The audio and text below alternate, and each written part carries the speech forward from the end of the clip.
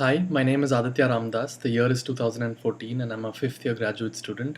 Welcome to the short set of tutorials on multivariate calculus. Um, we're going to start with a review of one-dimensional differentiation and integration, and then we'll discuss d-dimensional derivatives and d-dimensional integrals.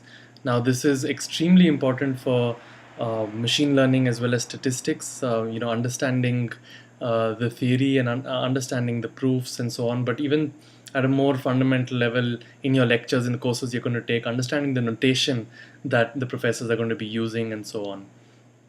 Now, I'm going to start off with a short review of one-dimensional differentiation. So you should already be familiar with all of this. If I have a function f of x, then its derivative is given by df of x by dx, which is the limit as h goes to 0 of f of x plus h minus f of x by h. Right? So some examples, like if the function was x power n, then the derivative is n into x power n minus 1. For the function log x, the derivative is 1 by x. For e to the x, the derivative is e to the x itself. And then we have a composition rule which says that if I have f of g of x, then its derivative is f prime of g of x times g prime of x. And the product rule says that if I'm taking the derivative of f of x times g of x, then the result is just f prime of x times g of x plus f of x times g prime of x. Now you should already be familiar with all of this. This is just a short review. Now for one-dimensional integration, we have some fundamental theorems.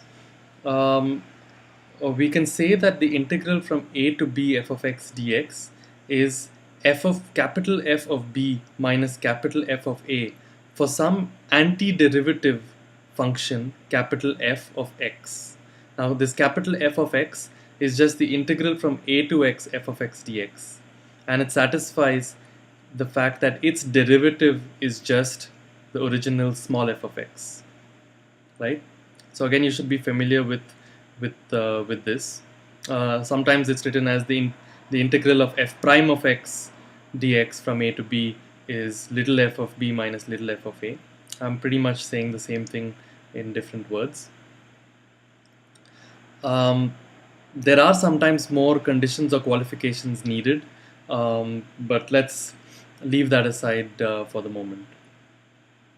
Now, indefinite integrals are when you don't have limits a and b, but it's just left in terms of functions of x. And examples of that would be an indefinite integral of e to the x is just e to the x plus c. But a definite integral of e to the x from 0 to 1 is e minus 1. Again, you should be able to perform these integrals and know the differences between indefinite and definite integrals. The short intuition for them is that they're limits of sums and they're interpreted as the area under the curve f of x. Another example is where the integral of x squared is x cubed by 3 plus a constant. Now, the graphical interpretations of derivatives and integration are both important, and so let's discuss them in a little bit of detail. Now, if I have a function f of x, so say this is x and I'm plotting f of x, then the value of the derivative at a point, as you might know from calculus, gives the slope of that tangent at that point, right? Now, the interpretation of that is that it gives the rate of change of the function at a particular point. So let's call this point A. Then f prime of A, that is the value of the derivative at the derivative of f of x at A, gives how much f of x is changing at A. So at this point right now, if that's the tangent as drawn, then f of x is actually changing quite a bit. At a different point, when the derivative is 0, that is the tangent plane is flat, then the function is not changing much at that point. Now, this intuition will also carry forward to higher dimensions where the uh, the gradient vector, or which is, as we'll see later on, the vector of derivatives according to the different coordinates of x, will give how much the function is changing along each of those directions. So that's kind of important. So let's keep that graphical interpretation in mind. Now, integration has a slightly different interpretation. Let's just draw that out. Suppose this is x versus f of x, and that's my curve. Then suppose these 2 points are A and B. Then the integral represents the area between f of x and 0 in the interval over which you're integrating. Now, again, as I said, this intuition will carry forward to higher dimensions when x has a higher dimension. Then f of x is going to be a surface, and the integral will still represent the area between the surface and 0 um, over the domain that you are integrating.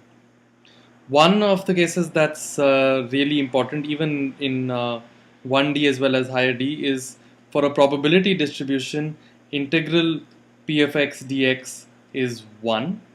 Now, often it's just written in this fashion. What that really means is integral over the domain that the probability distribution is defined. If that domain is the entire reals, then that could be minus infinity to infinity, but it need not be over the entire reals. And this basically says that the area under the curve for every probability density always must always equal 1. And as we shall see later, this carries forward to higher dimensional distributions as well. The area under the curve must always remain 1. That's your review of one-dimensional differentiation and integration. Let's get back in the next video to d-dimensional derivatives in what's called the denominator layout.